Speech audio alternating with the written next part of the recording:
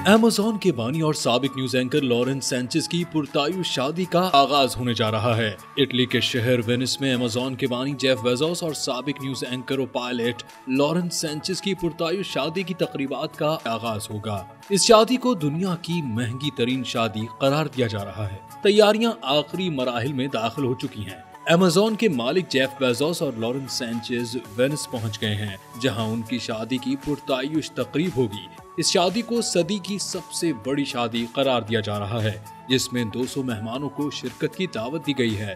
इस ग्रैंड शादी में सियासी रहनुमा, हॉलीवुड स्टार्स, बिजनेस टाइकून्स और इवांका ट्रंप जैसे बड़े नाम शरीक होंगे।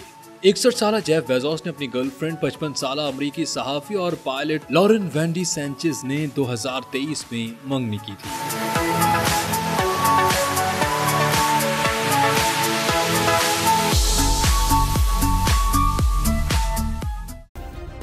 सब्सक्राइब करें और बेल दबाएं ताकि कोई खबर रह न जाए।